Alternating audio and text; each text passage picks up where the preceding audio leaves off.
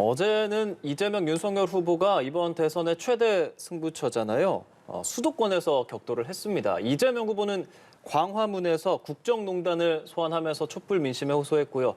윤석열 후보는 이 후보의 본진이라고 할 수 있는 성남시를 찾아서 대장동 의혹 등을 전면 비판했습니다. 이런 가운데 여야는 신천지 유착 의혹, 또 옆집 비선 캠프 논란 등을 두고 진흙탕 공방을 이어가고 있는데요. 관련 내용 포함한 정치권 이슈, 김유정 전 의원, 정태근 전 의원과 함께 짚어보겠습니다. 어서 오십시오. 어서 오십시오, 두 분. 안녕하세요. 네, 어제 양강 후보 수도권 표심 잡기에 나섰죠. 먼저 이재명 후보는요, 광화문에서 연설하면서 촛불 민심을 자극했습니다. 그 내용 들어보시죠. 이 촛불 광장에서 우리 시민들이 든 그 가냘픈 촛불들로 쫓겨난 정치 세력들이 있습니다. 단 5년 만에 그들이 다시 복귀하고 있습니다. 그런데 내용이 더 심각합니다. 최 모 씨는 점은 좀 쳤는지 모르겠는데 주술을 하진 않았던 것 같습니다. 주술에 국정이 휘둘리면 되겠습니까, 여러분? 정치 보복을 대놓고 후보가 말하는 그런 상황 한 번이라도 겪어보셨습니까? 보수는 일은 잘하는데 부패해서 문제고, 진보는 깨끗하긴 한데 능력이 없는 것 같아. 이거 다 새빨간 거짓말입니다, 여러분. 진보의 금기를 깨겠다. 금기란 깨라고 있는 것입니다. 이재명 후보, 오늘은 호남을 방문했습니다만 그전까지는 사흘 동안 서울을 집중 공략했습니다. 촛불 민심을 호소하면서 주술 논란 등을 계속해서 언급하고 있는데요. 이런 이재명 후보의 선거 전략 어떻게 평가하십니까? 네, 오늘이 벌써 나흘째네요. 네. 이제 첫날은 부산에서부터 상행선 타고 올라와서 어제 그제는 또 이제 서울에서 집중 유세를 했는데요. 일단 이 공식 선거운동의 일성은 이재명 후보는 좌우 이념을 떠나서 국민이 원하는 실용적인 국민 통합 정부를 만들겠다. 그리고 경제 대통령 되겠다. 위기를 극복할 자신 있는 유일한 후보다. 이런 이제 일성이었죠. 그리고 통합과 화해의 메시지가 가장 중요한 메시지였다고 생각을 하는데요. 어제 이제 그 서울에서 나왔던 촛불 민심, 그다음에 또 주술사가 가라는 길이 아닌 국민이 가라는 길을 가겠다라고 하는 건 충분히 저는 할 수 있는 이야기라고 생각을 합니다. 왜냐하면은 조금 뭐 눈살 찌푸리실 국민들도 계실지 모르겠습니다만은 이거에 단초를 제공한 거는 사실상 전례 없는 손바닥 왕자를 비롯해서 제가 일일이 거론하지 않겠습니다만 여러 가지 주술과 관련된 의혹들이 있는 이 윤석열 후보 측에서 어떤 단초를 제공했던 결과라고 생각을 하거든요. 그래서 상당 부분 국민들이 우려하고 계시다. 또 이거는 이재명 후보로서는 충분히 할 수 있는 일이었다 이렇게 얘기를 생각하고요. 다만 이제 서울 지역에서 이제 이 국민들에게 던지는 이런 메시지를 통해서 저희가 촛불 민심을 100% 제대로 받들지 못했기 때문에 사실상 정권 교체 여론이 높은 것도 사실입니다. 그래서 민주당으로서는 굉장히 뼈아픈 순간이라고 생각을 하고요. 그 점에 있어서는 국민들께 정말 죄송하죠. 그러나 이재명 후보만 놓고 조금 보아주십시오라는 말씀을 드리고 싶은 겁니다. 이재명 후보가 지금 이 민주당 정부가 잘못하고 있는 것에 대해서는 고치고, 그리고 부족한 부분들은 이재명 후보의 어떤 경험과 또 능력을 가지고 채워나가겠다. 그리고 국민들의 요구를 받들어서 나아가겠다. 이제 이런 말씀이거든요. 그래서 사실은 윤 후보 쪽에 이제 여러 가지 그런 의혹들에 대해서 우리가 그 방향으로 가는 것이 과연 정권 교체를 바라는 국민의 여망을 받드는 것이냐. 그리고 거기에 있는 윤석열 후보의 모습이 과연 국민이 원하는 다음 미래 어떤 정부의 모습인가. 그런 점에 있어서 이재명 후보는 어떤 그 문제를 지적을 한 것이고요. 그리고 본인이 위기에 강한 경제 대통령으로서 국민과 화합하면서 통합정부 만들어 나가겠다. 이런 메시지를 전달한 것이라고 생각합니다. 네, 이렇게 이재명 후보가 촛불 민심에 호소하고 주술 논란을 계속해서 소환하는 것, 중도층에 영향을 미칠 거라 보십니까? 별로 안 미칠 것 같은데요. 그러니까 제가 보기에는 이제 이재명 후보가 그러니까 이제 지지층을 결집하기 위해서 이제 뭐 촛불 민심도 얘기를 하고 주술 등의 이제 여러 가지 네거티브를 하는데 지금 이재명 후보가 지금 선거 상황을 조금 잘못 보고 있는 모양인 것 같습니다. 그러니까 이제 가장 대표적인 게 뭐냐면 지금 본인이 이제 위기에 강한 경제 대통령, 유능한 대통령, 그리고 진보는 능력이 없다는 금기를 깨겠다 이런 발언들을 하잖아요. 근데 지금 계속 정권 교체 유권자 비율이 올라가는 이유가 어디에서 비롯되냐면요. 지금의 상황에 있습니다.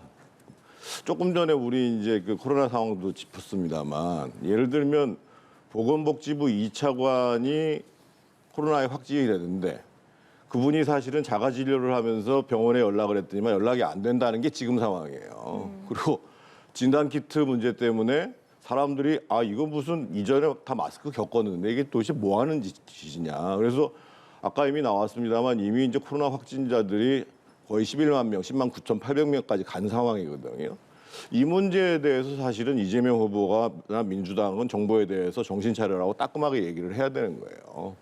또 한 가지의 문제는 뭐냐면 저희들이 주목을 하지 못하는 것 중에 하나 우리 지금 국민들이 왜 이렇게 물가가 올라가지? 작년 11월 달에 소비자 물가 지수 그러니까 작년 1월 달에요. 소비자 물가 지수가 0.9였는데 작년 12월 달부터 시작해서 3.8. 지금 조금 2월 달 통계가 3.6이 나왔어요. 그러니까 체감하는 물가가 엄청나게 올라가고 있습니다. 이런 상황 속에서 이재명 후보가 진보도 능력 있고 내가 유능한 경제 대통령이다. 근데 사실은 이재명 후보가 한 번도 지금 경제 상황 얘기를 안 하잖아요. 그리고 곧 사실은 이제 선거가 끝나면 전기값 올리겠다고 얘기를 하잖아요.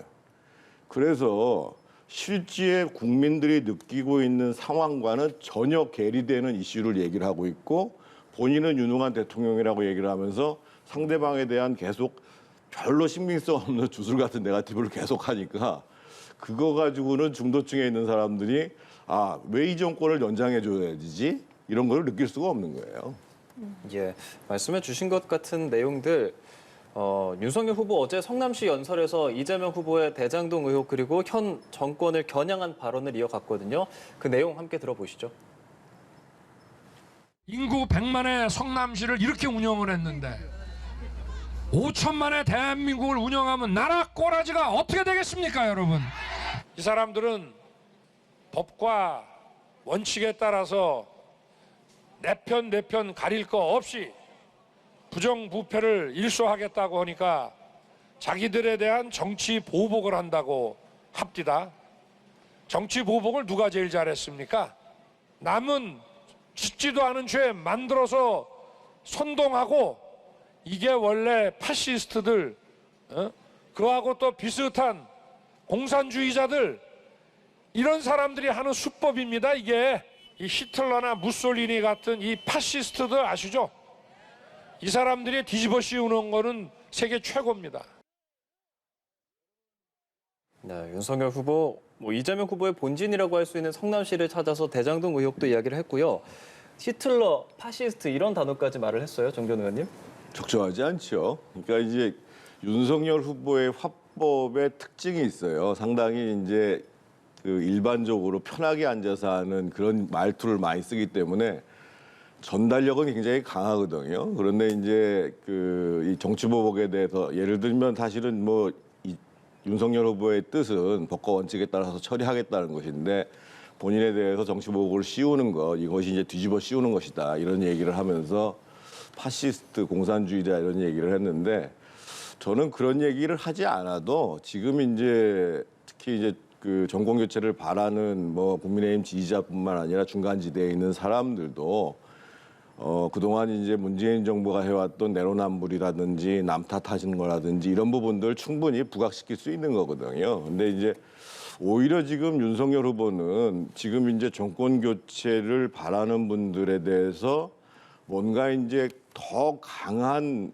메시지를 던지는 것보다도 지금 시기에 있어서는 보다 더 신뢰감을 줄 수 있는 좀 대통령의 자질, 다움을 보여주는 이런 전략으로 가는 게 훨씬 좋지 않겠는가. 왜 그러냐면 지금 결국은 이제 막판에서 이 중간층에 지금 국민의힘 지지층을 비롯한 분들은 확고하게 표의 변함이 없어요. 결국은 이제 정권 교체를 바라시는 분들 중에서 중간층에 있는 분들, 20, 30대 가정주부들 이런 부분들이 정말 윤석열 믿을 수 있다. 이런 부분들을 보여줘야 되는 거거든요. 그래서 유세 현장이기 때문에 자기 지지자들한테 대해서 뭔가 이제 강렬한 메시지를 주자 이런 취지는 좋은데 실제 유세 현장의 말이 전체 국민들을 상대로 전달되고 있는 것이거든요. 그러면 향후에 마지막 지금 이제 남아 있는 20일이 채 안 되는 요 기간 동안에 해야 될 것은 철저하게 정권 교체를 바라면서도 그렇게 이제 아직까지 윤석열 후보를 지지하지 않는 분들을 향한 메시지들을 일관되게 던지는 것. 그래서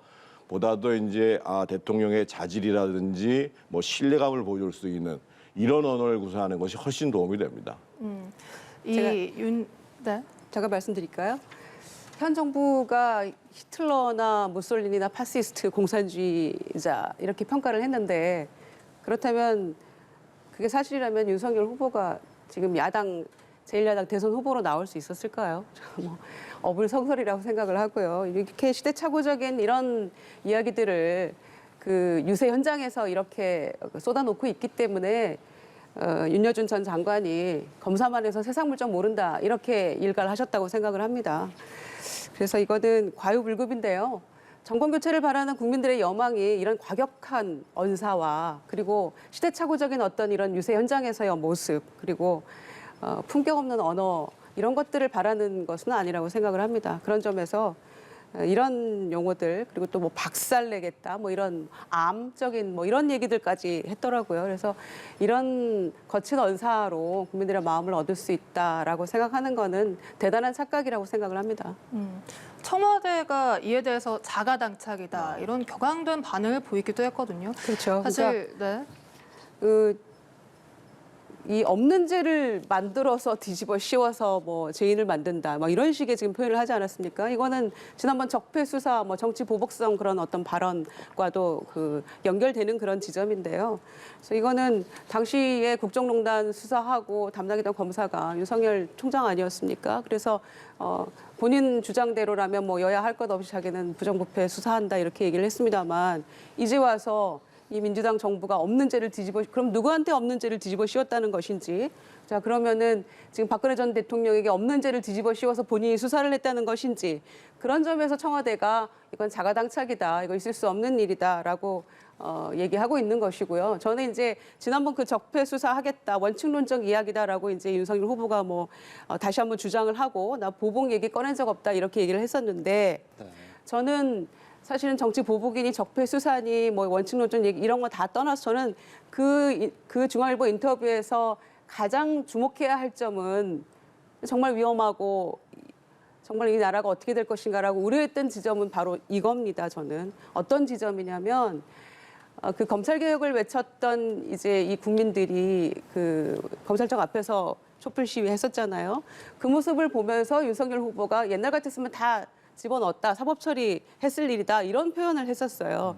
저는 오히려 그 발언이 굉장히 위험한 발언이고 앞으로 윤석열 후보가 만약에 당선이 된다고 하면 이 나라가 어떻게 갈 것인가를 암시하는 어떤 그런 단어라고 생각을 하고요.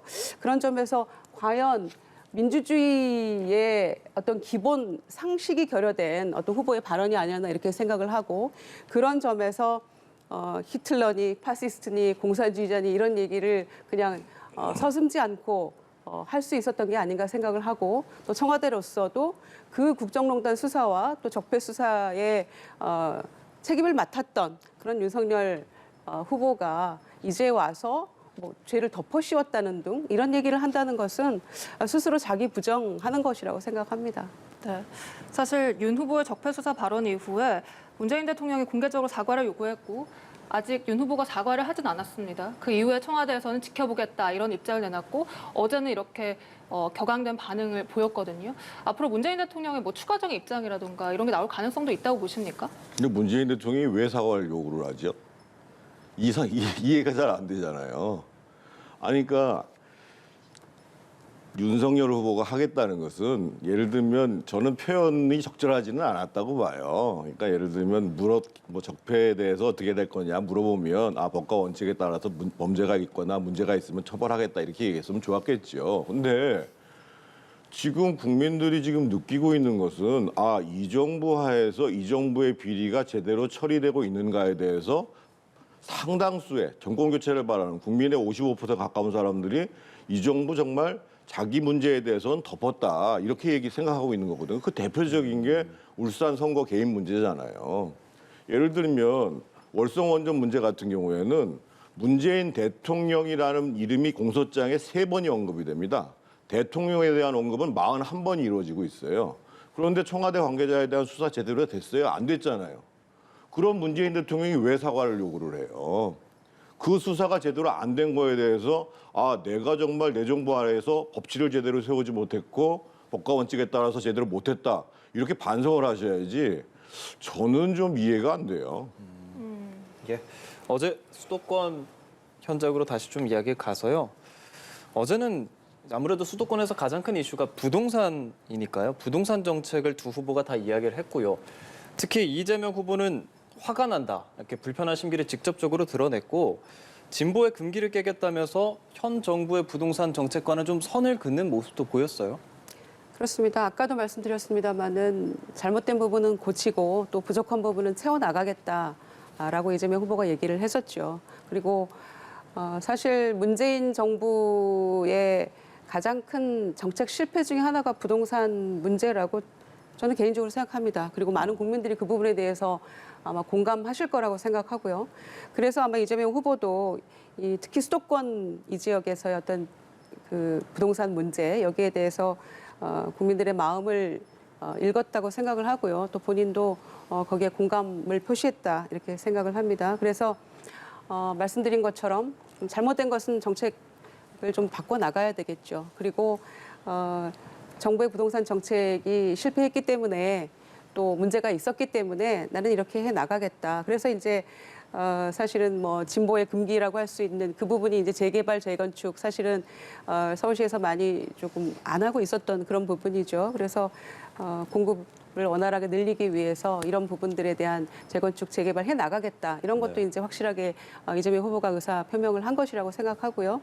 그래서 여론이 이렇게 민심 이반에 어떤 상당한 역할을 했던 것이 부동산 문제였다는 것을 뭐 저도 솔직하게 고백합니다. 그래서 이 부분에 대해서는 아마 후보가 너무 정확하게 절감하고 있는 부분이어서 여기에 대해서 앞으로 확실하게 나가겠다. 뭐 이런 의지를 표명한 것이라고 생각합니다. 윤석열 후보는 이 부동산 정책 실패에서 한 발 더 나아가서 이번 정부가 악의적으로 집값을 폭등시켰다 이렇게 주장을 했습니다. 이 발언의 배경은 뭘까요?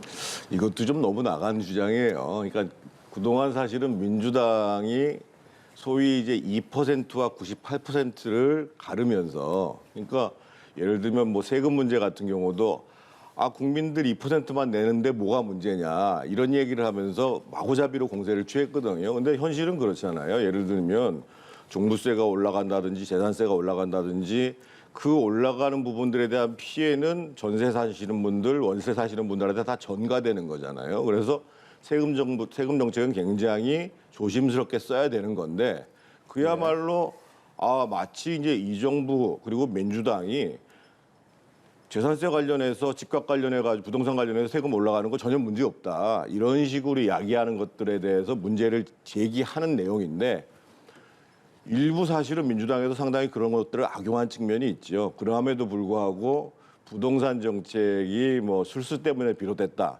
이렇게 말씀하시는 거는 제가 봤을 때 좀 과하다는 생각이 들고요. 어제 이제 이재명 후보가 제 지역구 바로 옆인데 이제 그 강북에 대부분 다 지금 재건축 재개발 이슈가 굉장히 많은 지역이에요. 근데 화가 난다는 말씀을 지금 하시면 안 되죠, 사실은. 그러니까 지난 10년 넘게 박원순 시장이 있을 때 계속 재건축 재개발을 억압해 왔어요. 그런 과정 속에서 서울에 공급이 안 됐었고 이 정부는 부동산 수요에 대해서 세금을 가지고 해서 억눌렀고 본인은 또 뭐라고 얘기했냐면 국토부유세를 신설해가지고 그걸 기본소득의 재원으로 쓰겠다. 이런 식으로 얘기를 했단 말이에요. 그나마 서울 지역에 지금 그 숨통이 튼 것은 작년 4월 7일 그 오세훈 시장이 당선되면서 소위 이제 재개발 그동안 정체됐던 지역과 관련해서 신속 통합기획이라고 그래가지고 서울시 모든 구에 하나씩 지금 이미 이제 재개발이 시동이 됐고 노원 같은 경우도 재건축을 활성화하겠다 이렇게 얘기를 한 거거든요. 네. 그래서 저는 이재명 후보가 정말 유능한 경제 대통령을 표방한다고 그러면 지난 문재인 정부 박원순 시장 때 무엇이 정말 잘못되어 있는지 아주 구체적으로 저는 심각하게 반성해야 된다고 봐요. 그 반성의 결과로서 화가 난다. 또 진보의 금기를 깨겠다. 저는 이렇게 후보가 의지를 표명한 것이라고 생각하고요. 윤석열 후보의 어제 이런 그 주장에 대해서 제가 참 어떻게 이런 생각을 할 수 있을까라는 실소를 금할 길이 없는데요. 집값을 어떻게 악의적으로 고의로 폭등을 시킵니까? 그리고 이거는 술수다, 뭐 실수가 아니라 술수다 이런 표현까지 했는데 이것도 뭐 한편으로 어떤 주술적인 의미의 표현입니까? 잘 모르겠어요. 연상케 하는데요. 민주당 정부의 어떤 정책 실패 때문에 민심이 이반을 했고 그리고 본인은 국민이 불러서 나온 후보라고 하지 않았습니까? 예. 얼떨결에 후보가 된 거죠. 그리고 정권교체 여망이 있는데 그 자리에 윤석열 후보가 있었을 뿐인 겁니다. 그래서 윤석열 후보에 대한 그 지지율이 정권교체 지지를 바라는 국민의 지지율을 지금 못 쫓아가고 있잖아요. 이제 그런 어떤 갭을 현실적인 갭을 본인이 인정하지 않는 그런 발언인 것인데 그렇다면 일부러 문재인 정부가 집값을 고의로 폭등시키는 그 윤 후보의 주장대로 술수를 부렸다고 하면 그게 결국은 정책 실패 중에 또 정권 교체를 바라는 국민의 여망 중에 가장 큰 그 요인 중에 하나인데 일부러 집값을 폭등시켜서 윤석열 후보를 만들었다는 얘기입니까? 그러니까 이거는 앞뒤 전혀 맞지 않는 그런 이야기를 이렇게 유세 현장에서 하고 어떻게 정부가 고의로 집값을 폭등시킵니까? 누구나 성공한 대통령이 되고 싶고 또 국민들의 어떤 이익에 부합하는 그런 정책을 하고 싶어 하죠. 그러나 하다 보면 실패도 할 수 있는 거고 실수도 따르기 마련인 것인데 이거를 술수를 부렸다 이렇게 표현하는 것은 조금 너무 과도했다 생각을 하고요. 그 김건희 씨 녹취록에 나오지 않습니까? 김건희 씨도 그렇게 얘기하지 않았습니까? 문재인 대통령이 굉장히 선한 분이다 이렇게 얘기를 했어요. 이런 선한 분이 국민의 고통을 가중시키기 위해서 집값을 일부러 폭등시키는 술수를 부렸겠습니까? 이거는 좀 언어 도단이죠. 그래서 이런 표현들은 가급적 좀 자제를 하는 것이 윤석열 후보에게도 조금 이득이 된다 이렇게 생각합니다. 네.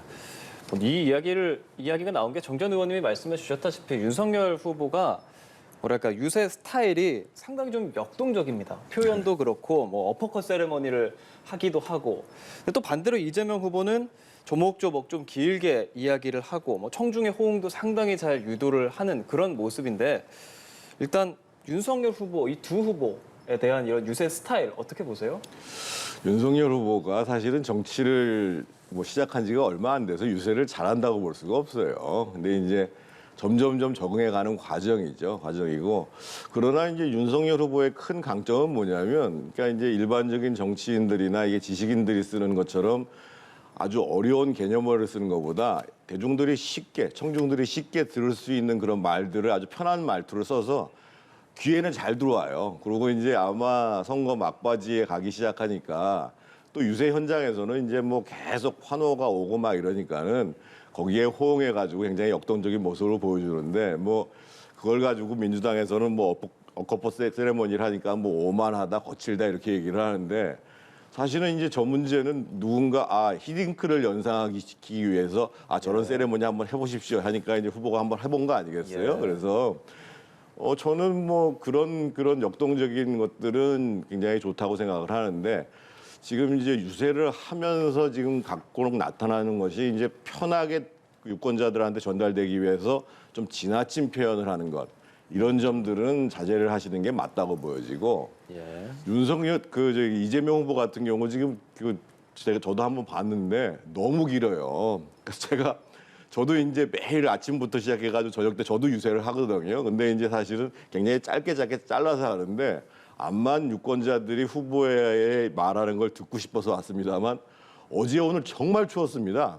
정말 추웠는데 그 청중들 지지자니까 그걸 앉아서 서서 듣고 있지요. 저렇게 길게 하면 안 돼요. 오히려 저는 두 분 후보자 모두 다 정말 오늘 던져질 메시지는 뭐다 라는 것들을 정말 잘 준비해가지고 그 핵심적인 문제들을 짧은 시간 내에 전달하는 게 현장에 있는 유권자들도 보기 좋고 기분 좋고 또 아마 언론에서 전달하기도 좋을 거예요. 그래서 네. 뭐 유세를 길게 한다고 말을 잘한다고 해서 좋은 유세는 아닙니다. 네. 그렇긴 하지만 그래도 아까 윤여준 전 장관 말씀드렸듯이 이재명 후보에 대한 평가도 있지 않습니까? 이제 모든 현안에 대해서 굉장히 자기 생각이 분명히 정리돼 있다 이제 이렇게 덕담을 해주셨는데 아마 이제 그런 차원에서 이재명 후보가 본인이 가지고 있는 어떤 생각 이런 것들을 조금 요새 현장에서 쏟아내고 싶은 그런 마음이었지 않나 생각을 하는데요.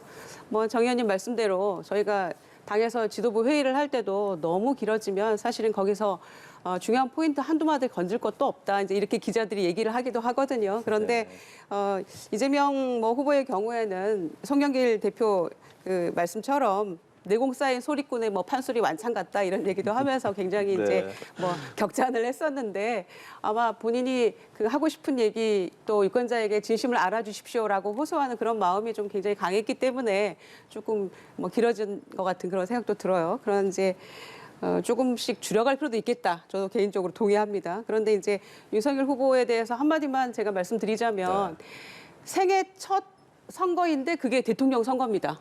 윤석열 그렇죠. 후보가 나온. 그래서 어떻게 보면 굉장히 운이 좋은 분이기도 하지요.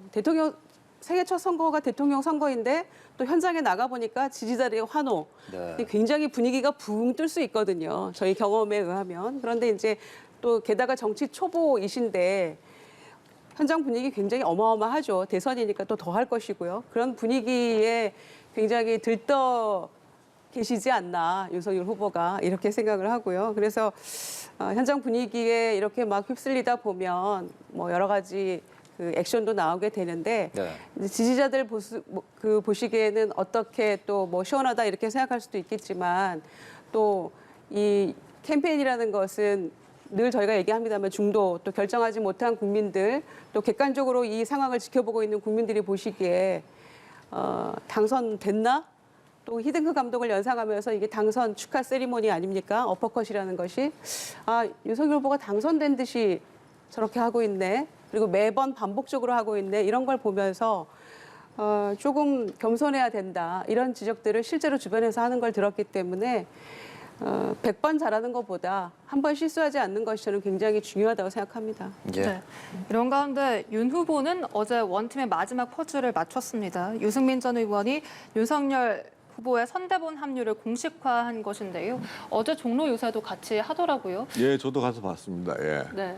앞으로 효과가 있을까요? 이 중도층 지금 표시는? 윤석열 후보는 사실은 이제 이미 국민의힘 지지층을 넘어서는 지지율은 다 회복했기 때문에 사실 지지 세력 측면에서 보면 원팀은 이미 됐어요. 근데 유승민 후보가 합류해 준 것은 왜 중요하냐면 사실은 지난 대선 같은 경우를 보면 유승민 후보가 소위 중도층 그리고 뭔가 합리적 경제 정책을 추구하는 예를 들면 유승민 후보가 아주 유명한 얘기 중에 하나가 박근혜 대통령 시절에 세금 올리지 않고 증세 없이 복지 들리겠다는 건 허구다. 이런 식의 얘기를 아주 명료하게 얘기를 하잖아요. 그래서 과거에 지난번 대선 때 나왔을 때 보면은 이 유승민 후보가 이 중간층이라든지 특히 젊은 사람들한테 뭔가 이제 신뢰감을 주는 측면이 있거든요. 그래서 직책은 맞지 않지만 본인들이 얘기한 대로 직책은 맞지 않지만 이제 정권 교체를 위해서 아무 조건 없이 열심히 뛰겠다 이렇게 얘기를 하기 때문에 아마 지금 유승민 후보가 강점을 갖고 있는 유권자 계층을 상대로 해서 선거운동이 진행되면 윤석열 후보 입장에서 보면 큰 도움이 되겠죠. 여권에서는 대선 20일을 남기고 등장하는 거 너무 늦었다 이렇게 평가절하하기도 하더라고요. 글쎄요.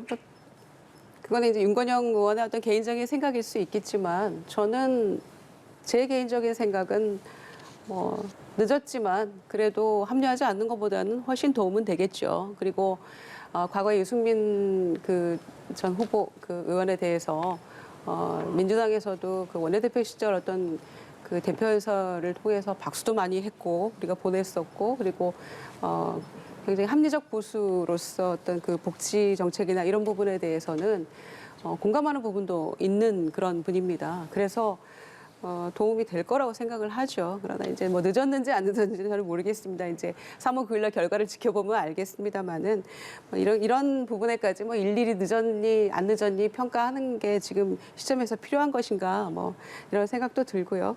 다만 이제 그 유승민 후보가 지금의 어떤 윤석열 후보의 어떤 부족한 부분 또 당내에서 어떤 그 견제와 쓴소리를 할 수 있는 뭐 그런 역할을 한다면 나중에 뭐 훨씬 도움이 되는 그런 상황일 거라고 보고요. 민주당에서도 통합정부 얘기를 하면서 또 안철수 후보의 정책 또 유승민 후보 전 후보 이런 분들과 함께 할 수 있다 이제 이런 그 얘기를 했었는데 저는 민주당에서도 여전히 어떤 그런 가능성은 남아 있다고 생각하고요. 또 민주당이 또 정권 또 정치 교체 우리가 얘기하고 있는데 이재명 후보가 당선이 된다면 아마 그간에 했던 그런 약속들은 저는 반드시 아마 지킬 거라고 생각합니다. 네. 이런 가운데 여야 정당 간 이 네거티브 공방 더욱더 가열되고 있습니다. 먼저 민주당이 제기한 의혹을 살펴보면 민주당은 신천지 이만희 교주의 손가락 표시와 예. 이 윤 후보의 손가락 표시가 거의 흡사하다. 이렇게 공세를 펼치고 있거든요. 네. 우리 이행국께서 보시에도 흡사하게 보입니까? 저는 사실은 이런 네거티브가 통할 거라고 보는 게 좀 이해가 잘 사실 안 돼요. 그리고 이제 신천지 문제와 관련해서는 사실은 지금 처음에는 압수수색 문제를 꺼내다가 이제 뭔가 주술과 연결시키기 위해서 특정 종교 무슨 그런 성격이 있는 걸 연결시키는데 그러니까 저 얘기를 암만 얘기를 한다고 해서 뭐 지지층들 사이에서는 뭐 조금 호응이 있을지는 모르겠습니다만 저는 네거티브로 도저히 맞지가 않을 뿐만 아니라 가장 중요한 문제가 뭐냐면 이만희 씨를 비롯해 가지고 그 당시에 신천지 관계자가 7명이 기소가 됐습니다. 4명은 구속 기소됐고 그리고 이만희 씨가 실제로 구속이 됐어요. 예. 구속이 돼가지고 꽤 형량을 많이 받았습니다. 사실은 그래서. 아마 이제 이전부터 네거티브를 선거 때 해오던 것이 이제 뭐 이 민주당의 이제 일반적인 선거운동 방식 중에 하나인데 결코 제가 봤을 때는 그러니까 좀 정확한 근거를 가지고 하지 않은 네거티브는 별 효용이 없을 것이다 이렇게 보여져요. 네. 이 국민의당 안철수 대선 후보 오늘 고 손평호 지역 선대위원장의 연결식에서 조사를 낭독했습니다. 일각에서 제기되는 자진 사퇴론을 일축했는데요. 직접 들어보겠습니다. 더 강하게, 더 단단하게 한치의 흔들림도 없이 변화와 혁신의 길, 과거가 아닌 미래로 가는 길, 분열이 아닌 통합으로 가는 길을 가겠습니다. 반드시 승리해서 이념과 진영의 시대가 아닌 과학과 실용의 시대를 열어 대한민국의 역사에 남을 새 시대를 열겠습니다. 선동지와 저 그리고 동지들이 지향했던 올바름, 선동지와 저 그리고 동지들이 이루고자 했던 구체제의 정식과 새 대한민국의 개막을 위해 굳건하게 가겠습니다. 저 안철수도 어떤 풍파에도 굴하지 않고 최선을 다해서 선동지의 뜻을 받들겠습니다. 결코 굽히지 않겠습니다. 선동지와 우리 모두가 추구했던 그 길을 향해 저 안철수는 강철같이 단단하고 동아줄처럼 굳건하게 그 길을 가겠습니다. 반드시 이겨서 반칙과 특권 없는 세상, 기득권 없는 공정한 세상, 정직한 사람들이 존중받고 땀 흘린 만큼 인정받는 세상 만들겠습니다. 네, 안철수 후보의 말이었습니다. 어떻게 들으셨어요? 이제 오늘 발인이죠. 좀 안타까운 상황이고 또 유가족들 또 고인께도 명복을 빈다는 말씀을 드리고 싶고요. 안철수 후보로서는 지금 이제 발인식에서 이제 그 조사를 하는 모습인 것 같은데요. 그동안에 이제 그 선거운동 첫날 저런 사고가 있었기 때문에 아마 이제 정치적인 어떤 언급은 지양했던 것으로 알고 있는데 오늘 발인식에서 본인의 어떤 강한 그 완주 의지를 저는 표명한 것이라고 생각하고요. 그리고 윤석열 후보가 제대로 답하지 않으면 후보에게 답을 요구했기 때문에 답하지 않으면 안철수 후보가 완주하겠다. 저는 그런 의지를 표명한 것이라고 저는 읽었습니다. 정전 의원님도 같은 생각이세요? 예, 먼저 뭐 불의의 사고로 돌아가신 고인께 명복을 빌고요. 안철수 후보한테도 위로의 말씀을 드립니다. 그러니까 안철수 후보는 당연히 이제 그 완주에 강한 의지를 보인 것이고, 하지만 또 정권 교체를 바라는 국민들의 요구는 그만큼 더 큽니다. 결국은 국민의 힘에서 더 양보하고 더 머리 숙이고 더 많은 것을 내어줄 때 저는 단일화는 가능할 거라고 보여집니다. 네, 알겠습니다. 두 분과 이야기 나눠봤습니다. 오늘 말씀 고맙습니다. 고맙습니다.